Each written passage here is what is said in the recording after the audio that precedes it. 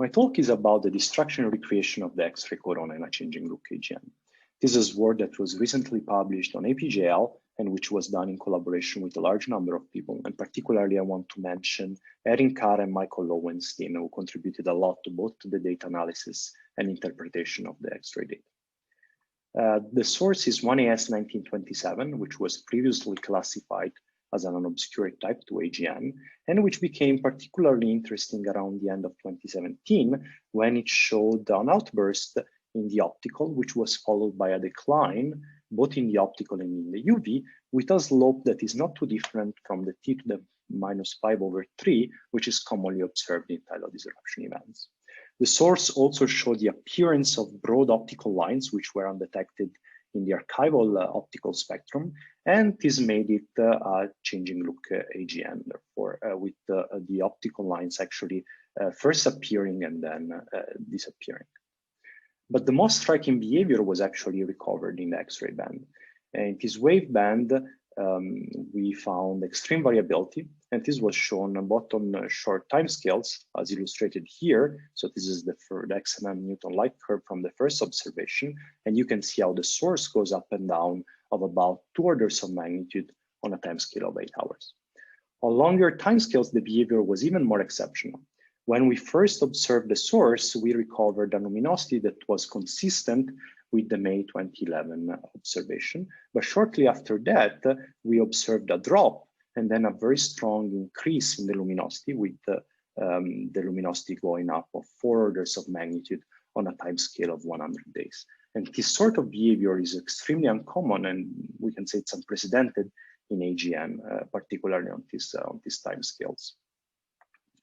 But the most amazing behavior was actually observed spectroscopically.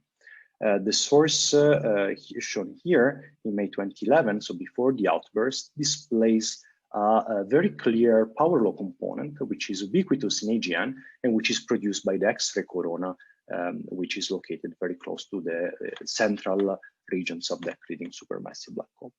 After the optical outburst, what we saw was that all this power law component almost completely disappeared, and the source became dominated by a black body component and looked much more like a tidal disruption event than an AGN.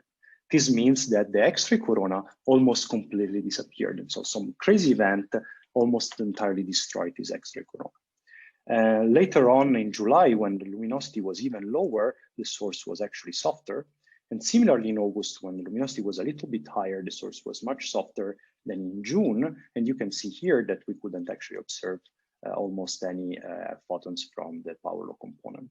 At a later time, when the luminosity increased, the source became much harder and showed a stronger influence of this power law component. So the power law actually made a comeback at late times during the event, and particularly in August, when the source was at the maximum of its luminosity, the power law component was dominating the overall X-ray flux. So what is causing this event that destroyed the innermost regions of the accretion flow and is now basically refilling them? A possible explanation is that this is related to a tidal disruption event in an AGN. So I'm going to show you here some simulations of what happens when some tidal debris from a disrupted star hit a pre-existing accretion disk. So this is a disk observed polon, and you can see here the density.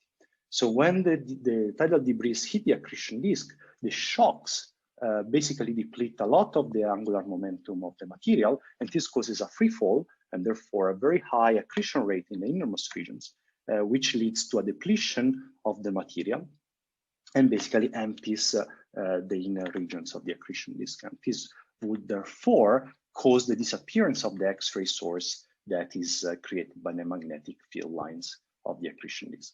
As the event progresses, then we can expect that the outer regions of the accretion disk actually push more of the material towards the center, and therefore a normal accretion disk is recreated. This is my summary. I showed you that something exceptional happened in 1AS1927, which could be related to the destruction of a star and its interaction with the pre-existing accretion disk. This means that changing look events in AGN can be associated with some dramatic and extremely quick transformation of the innermost regions of the accretion disk. And I think the future studies with Hirosita and later on with the Einstein probe might actually find more objects such as 1S 1927.